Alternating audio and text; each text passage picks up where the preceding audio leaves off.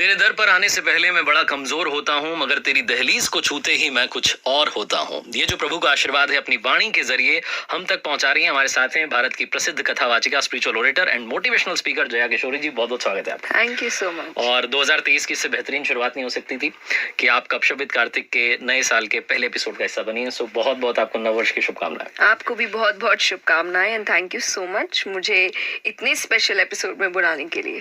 सबसे पहले मैं आपसे जानना चाहता हूँ कि जब नए साल की बात आती है, न्यू ईयर की बात आती है, रेजोल्यूशंस की बात आती है, जो हमारे यंगस्टर्स हैं वो फुलफिल नहीं कर पाते, वो जनवरी के 15 तारीख आते आते भूल जाते हैं। तो ये हम अपने ही थॉट पर, अपने ही कमिटमेंट पर टिके क्यों नहीं रह पाते? क्या लगता है आपको? क्योंकि हमें लगता है कि हम बहुत सारी रेजोल्यूशंस ले लेते हैं और ये मैं कथा में भी कहती हूँ कि जब आप कथा में जाते हैं तो आप कोशिश करते हैं कि आपको 10-15 बात अच्छी लगी है और आप सब एक साथ प्रैक्टिस करने की कोशिश कर रहे हैं। वो आप एक हफ्ता करते फिर बंद कर देते हैं क्योंकि पॉसिबल नहीं है ह्यूमन नेचर के लिए एक साथ इतने सारे चेंजेस लेना। तो मैं हमेशा कहती हूँ हर कथा से एक ही बात उठाइए, भले 10 बात अच्छी लगे पर उठाइए एक ही बात, ताकि आप उसको प्रैक्टिस कर पाए। तो रेजोल्यूशन भी यही है कि एक ही लीजिए कि इस साल मान लीजिए मैं एक ही चेंज लाने की कोशिश करूंगा या करूंगी अपने अंदर, ताकि आप उसको प्रैक्टिस कर सके। आप 10 ले आते हैं और कर एक भी नहीं पाते। राइट। कबीरदास जी का एक दोहा है। उन्होंने कहा कि माला तो कर में फिरे, जीभ फिरे मुख माही, और मनवा तो चाहूं दिसी फिरे, ये तो सुमिरन नहीं। तो हमारी जो अभी की जो जनरेशन है, स्पेशली अभी के जो लोग हैं, वो ये कहते हैं कि हमारा कंसंट्रेशन नहीं बन पाता है, हमारा मन एक जगह टिक नहीं पाता है। बहुत सारे लोग, जैसे मैं कहानियां सुनाता हूँ तो मुझे कहते हैं हम आपकी कहानियां सुन के, जैसे आपसे सुन के प्रेरित होकर ध्यान लगाने की कोशिश करते हैं, मेडिटेशन करने की कोशिश करते हैं, लेकिन मन जो है वो एक जगह टिक नहीं पाता है। तो आपसे बेहतर कौन हो सकता है बताने के लिए कि मन को कैसे एकाग्र करें, कैसे अपने चित्त को एक जगह पर रोकें? मेडिटेशन एक परफेक्ट सोल्यूशन है इसका। बट जैसे हम एक ऐसे एरा में जी रहे हैं जो पूरा टेक्नोलॉजी से भरा हुआ है और टेक्नोलॉजी आपको हर चीज विद इन सेकेंड्स देती है। तो हमारी हैबिट हो गई है हर चीज विद इन सेकेंड्स लेने की, या बहुत जल्दी हमें रिजल्ट्स की उम्मीद, इच्छाएं रहती है। तो it will take time. Meditation या नेचर ऐसे काम नहीं करता। आप बीज लगाइए तो वो अपने ही टाइम पे पेड़ बनेगा या पौधा बनेगा। आप भले ही ज्यादा पानी डाल देंगे तो वो जल्दी नहीं उगाएगा, वो अपना समय लेगा। तो ध्यान भी अपना समय लेता है, आपको टाइम लगता है, आपका ध्यान बार बार भटकेगा। और ऐसा भी नहीं है कि अगर आज ध्यान एकत्रित हो गया तो कल जरूरी नहीं कि वैसा ही होगा, कल वापस से ध्यान भटक सकता है। तो वो एक प्रैक्टिस और पेशेंस आपको लॉन्ग रन में ऑब्वियसली हेल्प करेगा। राइट। मुझे किसी ने कहा कि अगर एक बुक रखी और मोबाइल रखा हो तो 10 मिनट में कोशिश करूंगा किताब पढ़ने की, चाहे कोई भी बुक हो, लेकिन फिर मेरा मन जो है मोबाइल की तरफ चला जाएगा। तो मोबाइल, आप मानती हैं कि एक बहुत बड़ा डिस्ट्रैक्शन जो है आज की दुनिया में, या आपको लगता है कि मोबाइल से सही इस्तेमाल भी किया जा सकता है, अच्छे वीडियोस देख करके? बिल्कुल किया जा सकता है। हर चीज के दो पहलू है। आप क्या ग्रहण करते हैं, वो जैसे आप कहते हैं ना मौसम्बी का जूस पीने जाते, तो एक तरफ से जूस है, एक तरफ से कचरा है। अब आप क्या ग्रहण करेंगे ये आपके ऊपर है। आपको मिलने को एक अच्छी चीज मिल सकती है जो आपकी सेहत के लिए अच्छी है, और एक है जो कचरे के रूप में बाहर आ रही है। तो वो भी सोशल मीडिया या टेक्नोलॉजी भी यही है कि दो तरफ है, एडवांटेजेस है, डिसएडवांटेजेस है। आप या तो अच्छी चीज लीजिए, या जो कचरा है जिसे हम डिस्ट्रैक्शन कहते हैं वो लीजिए। आपके ऊपर, दैट्स योर चॉइस। राइट। अब मैं आपसे एक सवाल करना चाहता हूँ कि 6 साल की उम्र में ही आपने कथा जो है सुनाना शुरू कर दिया था, कथावाचिका आप बन गई थी।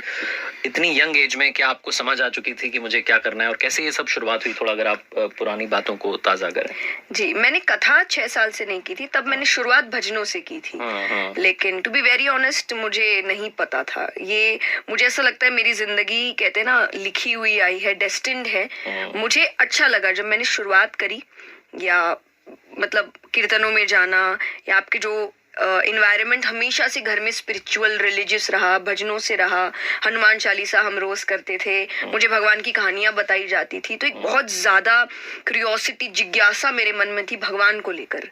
तो शायद बस मेरे पेरेंट्स ने उस जिज्ञासा को हमेशा वो आग देते रहे, आंसर करते रहे, सपोर्ट करते रहे, जिसका रिजल्ट है कि आज मैं यहाँ हूँ। तो कथा मैंने शुरू की थी, मुझे लगता है 13 साल के आसपास की थी, तब मैंने पहली कथा करी थी। उससे पहले मैं भजनों की शुरुआत मैंने की, फिर मैंने थोड़ा अध्ययन किया कथा से पहले। और 18 साल की थी तब मैंने श्रीमद् भागवत पहली बार करी। अरे वाह जी, क्या बात है। मैं श्रीमद् भागवत गीता जो है रोजाना उसका पाठ करता हूँ। 10 श्लोक मैं रोज पढ़ता हूँ, तो 700 श्लोक है, 70 दिन में एक बार हो जाते हैं। तो 5 आवृत्ति मेरी हो चुकी है। और मुझे ऐसा लगता है कि जब मैं पढ़ने के लिए अगली बार जाता हूँ, मैं 6ठी आवृत्ति शुरू कर रहा हूँ, तो हर बार मुझे कुछ नया सीखने को मिलता है। बहुत सारे लोगों का ये कहना है कि हमें कुछ ना कुछ नए जो है आर्टिकल्स पढ़ने चाहिए, बहुत कुछ नया है दुनिया में सीखने के लिए, लेकिन मुझे लगता है कि हमें सबसे पहले अपने शास्त्र पढ़ने चाहिए। तो मैं आपसे जानना चाहता हूँ कि शास्त्र पढ़ना आपकी, अगर आप वाणी में बताएं, क्यों आवश्यक है आज के युवाओं को भी और हर पीढ़ी के, अगर हम लोगों की बात करें? क्योंकि उसमें सब कुछ है। और ये मैं आपको एक्सपीरियंस करके बता रही हूँ कि शुरुआत में मेरे भी बहुत क्वेश्चंस होते थे, स्पेशली जब मैंने मोटिवेशनल सेशंस शुरू किए थे तो मैं दूसरे तरीके की मोटिवेशनल किताबें हैं वो भी पढ़ती थी। पर उससे पहले क्योंकि मैंने कुछ शास्त्र पढ़ लिए थे तो मुझे ऐसा लगता था कि जो जो किताबें मैं यहाँ पढ़ रही हूँ ये सब कुछ तो लिखा है और सिंप्लीफाइड वर्जन में लिखा है या और डेप्थ में लिखा है। तो उस दिन मुझे पता चला कि खजाना तो आपके ही पास है, आप बाहर ढूंढ रहे हैं लेकिन पूरा खजाना आपके पास पड़ा है। तो पहले अपने शास्त्रों को पढ़िए, फिर डेफिनेटली आप बाकी चीजें पढ़िए और आपको समझ आएगा कि जो आप पढ़ रहे हैं वो पहले ही आपके शास्त्रों में बता दिया गया है। और धर्म, देखिए मुझे ऐसा लगता है कि धर्म पूजा पाठ नहीं है। आपके स्क्रिप्चर्स आपको पूजा पाठ कैसे करना है वो ज्यादातर नहीं बताते, जीवन कैसे जीना है समझाते हैं। गीता जी में भी यही बताया गया है कि लाइफ कैसे जीना है, माइंडसेट कैसा होना चाहिए। तो एक्चुअली शास्त्र आपको जीवन जीना सिखाते हैं। आज के जो युवा हैं उनके बारे में थोड़ी मैं बात करता हूँ कि वो सुनना पसंद नहीं करते हैं, वो बोलना पसंद करते हैं, अपनी बात कहते हैं निकल लेते हैं। तो एक कम्युनिकेशन गैप जो है वो आता चला जाता है। पेरेंट्स को कहते हैं मैं हमें सब पता है, आपको बताने की जरूरत नहीं है। ये जो कम्युनिकेशन गैप आ रहा है इसको आप कैसे समझते हैं कि फिल हो सकता है?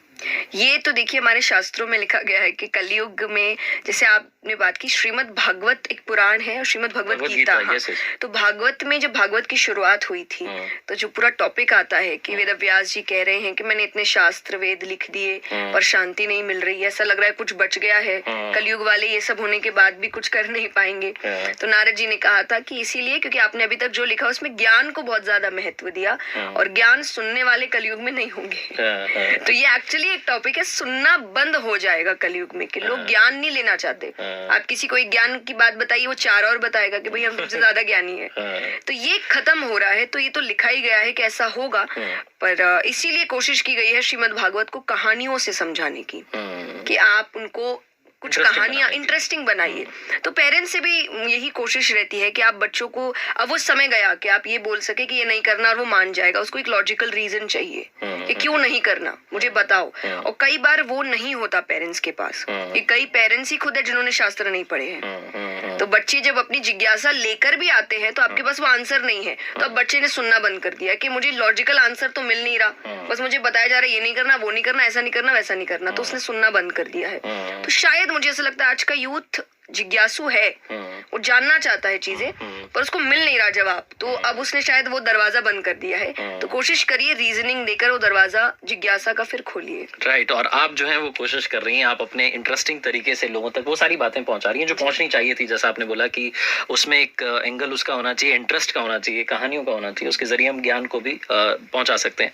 एक टर्म बड़ी सुनने को मिलती है आजकल, बड़े सारे एक तो स्पीकर्स हैं और वो सारे के सारे एक टर्म यूज करते हैं, स्पिरिचुअलिटी, जिसे अध्यात्म कहा जाता है। आपके शब्दों में अगर आप बताएं अध्यात्म क्या है?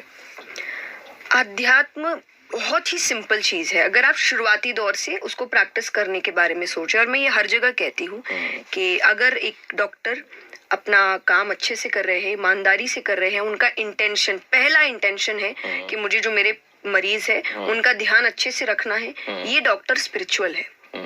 ये अगर एक टीचर जिनका इंटेंशन है मुझे बच्चों को शिक्षा देनी है, पहला इंटेंशन ही ये है कि मुझे बच्चों को शिक्षा देनी है, आगे की जो पीढ़ी आ रही है वो शिक्षित होनी चाहिए, ईमानदारी से अपना काम कर रहे हैं, ये टीचर स्पिरिचुअल है। तो स्पिरिचुअलिटी इज कि पहला आप ईमानदारी से अपना काम कर रहे हैं, आपका इंटेंशन एक हायर वर्जन है कि आप अपने बारे में नहीं, पहले ये सोच रहे हैं कि मेरे काम से बाकियों को कैसे फायदा होगा। तो आपका पहला इंटेंशन ही दूसरों का भला है।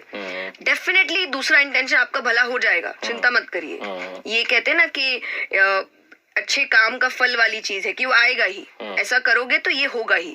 तो अगर आप किसी और का भला सोच रहे हैं आपका भला होगा ही। तो बस इतनी दो सोच भी अगर आपने, आप ईमानदार है और आपका इंटेंशन अच्छा है, आप स्पिरिचुअल है। राइट। अब मैं आपसे एक चीज और जानना चाहता हूँ, आपने एक इंटरव्यू में कहा कि ऑन टाइम होना बहुत जरूरी है। आजकल ये भी देखा जाता है कि लोग जो है थोड़ा सा टाइम को कैजुअल लेने लगे हैं और सबके पास में एक लाइन हो गई कि आई एम सो बिजी, मैं बिजी था तो मैं याद नहीं कर पाया। मुझे लगता है एक तो समस्या ये भी है शायद कि हमें ऐसा लगता है कि वो मुझे याद नहीं करता तो मैं क्यों याद करूँ। तो ये जो हमारा अहंकार है भी काफी बड़ा हो गया। उसके बारे में बात करते हैं। ऑन टाइम के बारे में अगर आप पहले थोड़ा बताना चाहें कि ऑन टाइम रहना क्यों जरूरी है जीवन में? क्योंकि मुझे मेरे पापा ने बचपन से एक चीज सिखाई थी कि अगर तुम समय को बर्बाद करोगी तो एक दिन आएगा जब समय तुम्हें बर्बाद कर देगा।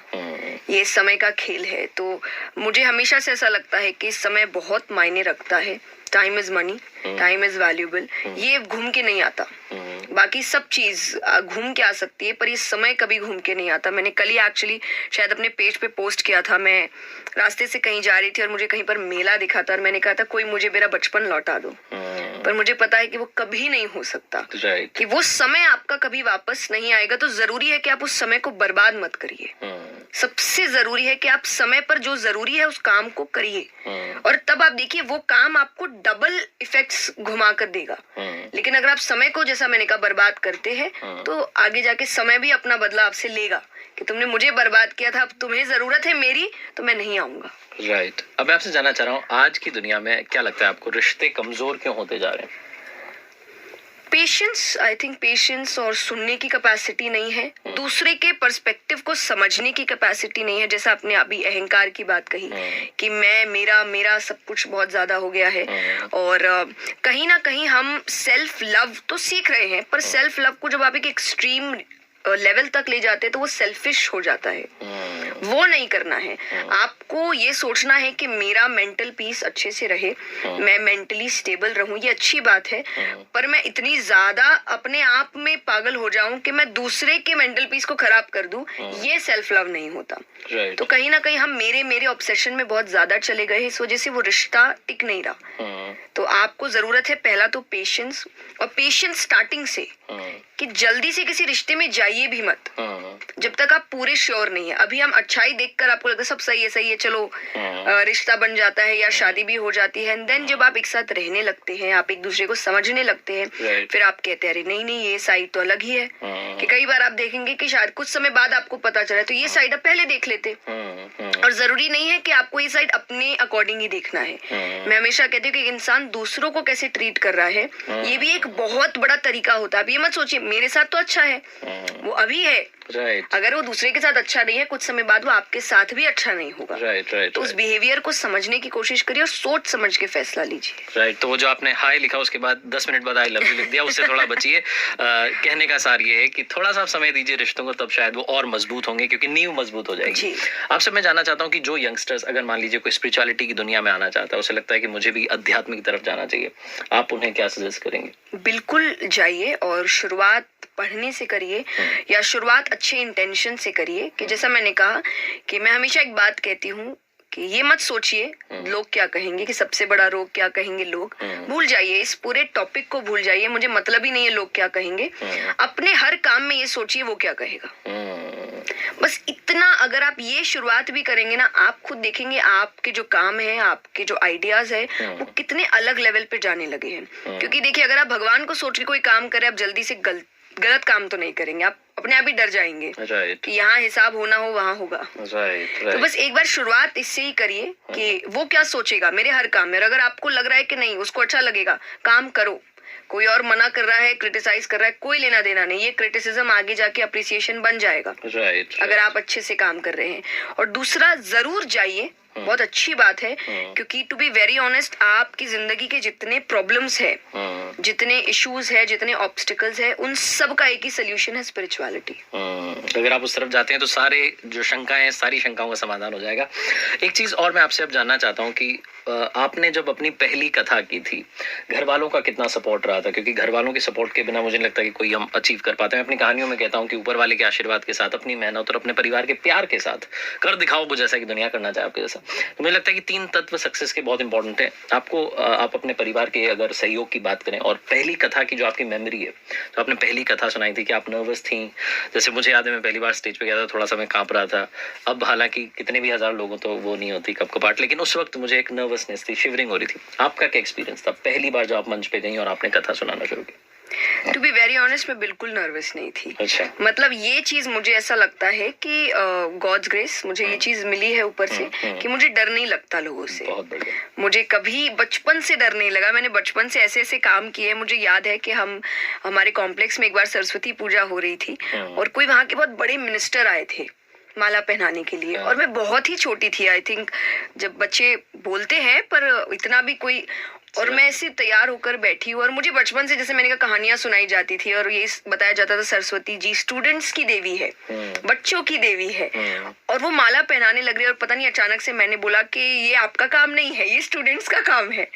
और I still have that picture कि वो फिर मुझे गोद में उठा रहे हैं और मैंने माला पहनाई है। लेकिन सिर्फ उस बात की वजह से कि मुझे उस वक्त डर नहीं लगा कि वो मिनिस्टर है या वो कोई भी है, तो शायद ये चीज मेरे अंदर कभी नहीं। पर हाँ, मुझे ये याद है और मुझे बहुत हंसी आती है आज ये बात जान के कि मैं तैयार हो रही थी और उससे पहले शायद मुझे रेस्टरूम यूज करना था, और तब तक बाहर ऑडियंस आके बैठ रही थी धीरे धीरे। और आपको पता नहीं, क्योंकि आपने कथा अभी तक की नहीं है, कि लोग आपसे क्या उम्मीद रखते, कथाकार से क्या उम्मीद रखते, और 13 साल की बच्ची को ऐसे भी कुछ समझ नहीं होती।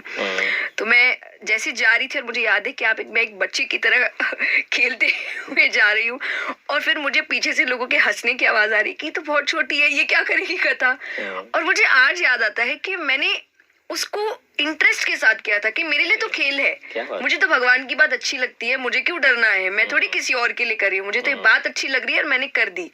आज मैं देखती हूँ कि वो बचपना कहीं ना कहीं जरूर खत्म हो गया है, कि आप सोचते हैं कि नहीं ये बात कह सकते हैं या ये बात हो सकता है कंट्रोवर्सी, पर बचपने में मुझे ऐसा लगता है वो सबसे बेस्ट टाइम था कि मैंने जो भी किया था खेल में किया था। और जो कृष्ण की बहुत बड़ी सीख है कि लीला इसीलिए कही जाती है, प्ले है, उन्होंने पूरी जिंदगी खेल की तरह, वो युद्ध भी खेल की तरह जिए और बंसी भी खेल की तरह बजाई उन्होंने। राइट। तो बचपन तो बहुत प्यारा था कि हम कंकड़ पत्थर लाते थे, ऐसा लगता था हीरे लेके आ गए। तो आपने वो याद जो है अपनी ताजा कर ली। अब मैं आपसे जानना चाहता हूँ कि इस लाइफ में रह करके जो अब आप लाइफ जी रही हैं, कथावाचिक आप बन चुकी हैं, स्पिरिचुअल ओरेटर हैं, क्या आप उस लाइफ को मिस करती हैं कि मान लीजिए अगर आप ये नहीं बनी होती तो आप कहीं कॉर्पोरेट वर्ल्ड में होती, किसी सरकारी नौकरी में होती, किसी बड़े पद पर होती, क्या आप वो जो दुनिया है, जो थोड़ी सी सांसारिक दुनिया है, क्या आप उसे मिस करती हैं? अपने फ्रेंड्स को देखती होंगी स्कूल टाइम के कि भाई ये तो वहां पर है, वहां पर है, ऐसा कभी थॉट आता है? नहीं, टू बी वेरी ऑनेस्ट, मुझे आई डोंट थिंक सो। अब ऐसा लगता है कि मुझे वैसे कोई भी फील्ड में जाना था, मेरा फील्ड यही था जहाँ पर मुझे एक्सप्रेस करना अच्छा लगता है। तो हो सकता है कि फील्ड कोई और होता, पर काम यही चीज घूम फिर के आते, जहाँ मुझे एक्सप्रेस करना अच्छा लगता है, बातें बताना अच्छा लगता है। और एक मुझे हमेशा से था कि मुझे लोगों के अंदर कोई चेंज लाना है, चाहे वो छोटी सी बात से हो। तो शायद मुझे लगता है मैं कहीं ना कहीं इसी किसी फील्ड में होती। और टू बी वेरी ऑनेस्ट, जैसा आपने कहा सांसारिक, मैं भी एक सांसारिक जीवन ही जीती हूँ, इसलिए मैं हमेशा कहती हूँ कि मैं एक बहुत सिंपल लड़की हूँ जिसके दोस्त हैं, जो दोस्तों के साथ भी समय बिताती है, फैमिली है, सब कुछ, और आगे जाके अपनी फैमिली भी होगी। हाँ, एक चीज आप बोल सकते हैं कि जो एक प्राइवेट लाइफ होती है जिसको मैं ओपनली जी सकूं, वो मैं जरूर मिस करती हूँ कि मैं ओपनली अपनी प्राइवेट लाइफ नहीं जी सकती, क्योंकि हर वक्त कोई ना कोई है जो मुझे देख रहा है, या हो सकता है वो जजमेंट भी पास करे कि ऐसा नहीं वैसा नहीं। तो वो मेरे लिए थोड़ा कि रास्ते में खड़े हो के आप पुचका या गोलगप्पे खा लो, ये मेरे लिए थोड़ा पॉसिबल नहीं है। तो ये जरूर मैं मिस करती हूँ। राइट। अभी आपने एक टर्म यूज की, जजमेंटल हो जाती है सोसाइटी, और हमारे यहाँ पर तो बहुत दिक्कत है कि हमें अपने अलावा बाकी सबको जज करना है। हमें ऐसा लगता है कि मेरे अंदर तो कोई कमी नहीं है, मुझे सिर्फ दूसरों पर जो है जजमेंट जो है पास करना है। तो ये जो हम दूसरों के मामले में जज बन जाते हैं और अपने मामले में सबसे अच्छे वकील बन जाते हैं, इस पर आपका क्या मानना है? इस पर मैं कहूंगी कि आप ये दोहा अपनी जिंदगी में उतारिए कि बुरा जो देखन मैं चला, बुरा ना मिलिया कोई, जो दिल खोजा अपना, मुझसे बुरा ना कोई। तो ये इंसान, और शायद मुझे ऐसा लगता है कि ये इंसान ना ये दोहा उतारता भी है अपनी लाइफ में, पर जब उसको समझ में आता है कि मुझसे बुरा ना कोई, उसको लगता है बड़ी बड़ी मेहनत का काम है ये तो भाई, अपनी बुराइयां निकालना। क्या करे, तो आसान काम क्या हो सकता है, दूसरे की बुराई निकालो। या आप, मैं एक और एग्जाम्पल देती हूँ कि मान लीजिए कोई उन्हीं के साथ का है जो उनसे आगे जा चुका है, तो उसको लगता है भाई अब यहाँ जाना तो बड़ी मेहनत का काम है, तो क्या करे, तो बोले उसको ही नीचे लाते हैं। तो ये एक इंटेंशन हो गया है हर वक्त लोगों का कि आप मीन मेक निकालिए। और मैं कहती हूँ कि आप ध्यान मत दीजिए ऐसी बातों में कि लोग तो भगवान को भी नहीं छोड़ते। जब वो उनको ही नहीं छोड़ा, उनके ही लोग कमियां निकाल रहे हैं कि कृष्ण ने ये किया या राम ने ये किया, तो हम और आप तो बहुत ही मामूली है, वो करेंगे ही। पर हमारा काम है इग्नोर करना। जैसा मैंने कहा कि कोई भी काम करो ये सोच के करो उसको कैसा लगेगा। और मैं ये अपने एक्सपीरियंस से कह रही हूँ, मुझे शुरुआती दौर में कि आप मुझे जिस कथा के लिए अप्रिशिएट कर रहे हैं, आपने मुझे यहाँ बुलाया है, एक समय था यही कथा के लिए मुझे क्रिटिसाइज किया जाता था कि ये तो बड़ी सिंपल तरीके से बात है, ये तो कोई भी बोल लेगा, ये ऐसी कोई कथा करता है क्या। और आज मेरी तारीफ यही है कि तो बड़ी सिंपल तरीके से बात करते हैं, ये तो कोई भी समझ लेता है, कितनी अच्छी बात है। तो मुझे लगता है आप अपना काम करिए, आपका क्रिटिसिज्म ही आपका अप्रिसिएशन बनेगा। क्या बात है। और आपसे बातचीत करके आपके बारे में थोड़ा और समझ के, वैसे तो हमने वीडियोस में आपको सुना देखा, लेकिन आज साक्षात मिलकर के मैं समझ पाया कि ना किसी से ईर्ष्या, ना किसी से होड़, इनकी अपनी मंजिल, इनकी अपनी दौड़, तो ये अपने उस रास्ते पर हैं और आगे चल रही हैं। जाते आते आपके साथ में एक छोटा सा रैपिड फायर कर लेते हैं। क्विकली मैं आपसे कुछ सवाल करता हूँ। पहला स्कूल कौन सा था आपका? Maheshwari girls school. एजुकेशन आपकी कहाँ तक हुई? Graduation BCom. Very nice. पहली कथा आपने कहा कौन से शहर में सुनाई? कोलकाता, श्याम बाबा के मंदिर। क्या बात है। चाइल्डहुड में क्या ड्रीम था, क्या बनना चाहती थी आप? मुझे पता ही नहीं, क्योंकि 6 साल की उम्र, मुझे तो 5-6 साल के बाद आप सोचना शुरू करते हैं, और मैं जब तक सोच पाती मैं ऑलरेडी बन चुकी थी, तो मुझे मौका ही नहीं मिला सोचने का। राइट, वो लिखा हुआ था पहले से। फेवरेट सॉन्ग नहीं पूछूंगा, फेवरेट भजन पूछूंगा। कौन सा भजन आपका ही गाया हुआ या कोई और किसी और का गाया हुआ? हम तुम्हारे हैं प्रभु जी। अरे वाह। कोई फैन मोमेंट जो आपको याद आता है कि वो एक लम्हा होता है ना, आपको लगता है कि ये तो बड़ा स्पेशल सा किसी फैन ने मेरे लिए, किसी भी प्रशंसक ने आपके लिए किया हो? मुझे ऐसा लगता है कि आए दिन मैं अभी, मुझे लगता है रिसेंटली हरदा में कार्यक्रम करने गई थी, और ये फैन मोमेंट कहिए या एक हक मोमेंट कहिए कि बहुत बहुत लोग हैं, लेकिन बीच में एकदम मिडिल एज दादी जी कहेंगे, और वो गाड़ी के सामने आके खड़ी हो गई, जैसे मान लीजिए कोई जाट नहीं है, बोले मैं तो नहीं जाने दूंगी जब तक एक फोटो नहीं हो जाती। और हमें लग रहा है कि उनका प्यार भी है, पर कितना हक है कि वो गाड़ी के सामने आकर खड़ी हो गई। तो ये एक बहुत अजीब था। बाकी तो ऐसे कई लोग ने टैटूज बनाए हैं, तो ये भी एक होता है कि आप इतना कैसे किसी से प्यार कर सकते हैं। क्या बात है। लास्ट कॉल किसे किया था आपने यहाँ आने से पहले? जय माता दी, मम्मी। आपकी ड्रीम डेस्टिनेशन जहाँ आप घूमने जाना चाहती हैं, अभी तक नहीं गई हैं, इंडिया में अगर मैं बात करूँ? मैं घूमने तो नहीं कहूंगी, क्योंकि मुझे केदारनाथ जाने की बहुत इच्छा है जी, अभी तक मैं नहीं गई हूँ। और आखिरी में जाते आते आपकी इंस्पिरेशन कौन है? मुझे ऐसा लगता है आज तक मैं बहुत लोगों से मिली हूँ, पर मेरे पेरेंट्स ही मेरे इंस्पिरेशन अभी तक है, क्योंकि इस उम्र तक अभी तक उन्होंने अपनी मेहनत, अपना बदलाव नहीं बदला है। यानी वो हर चीज में कुछ ना कुछ चेंज कर रहे हैं, नया काम कर रहे हैं, कुछ ना कुछ खुद ही करते रहते हैं, अपनी लाइफ को लेकर भी, मेरे को लेकर तो करते ही हैं। तो मुझे लगता है वो जब अभी तक नहीं थके, तो मेरे पास तो कोई रीजन ही नहीं होना चाहिए कि नहीं मैं थक गई हूँ या अब मुझे रुकना है, तो मुझे तो रुकना ही नहीं चाहिए। राइट। मैं जब सुबह स्टूडियो आता हूँ 7 बजे मेरा शो होता है, तो मुझे कई बार नींद नहीं खुलना होती है, मन नहीं हो रहा होता कि जगना नहीं है, लेकिन फिर मुझे मेरे फादर याद आते हैं, क्योंकि वो सुबह सुबह निकल जाते हैं, उनकी ट्रेन होती है, जब वो गवर्नमेंट जॉब में अभी, तो वो 6 बजे ट्रेन पकड़ लेते हैं। तो जब मैं 5:30 का अलार्म बज रहा होता है, तो मैं सोच रहा हूँ तो स्टेशन पहुंच गया हूँ, तो मेरा माइंड अपने आप कहता है बेटा आप तो जगी जाओ। तो पेरेंट्स से बड़ी इंस्पिरेशन नहीं हो सकती। थैंक यू सो मच, आपने समय निकाला, आप यहाँ पर आई, बहुत सारी बातें हुई, एंड आई रियली होप कि इस इंटरव्यू से जो देखने वाले हैं उनका नया साल और नया हो जाएगा।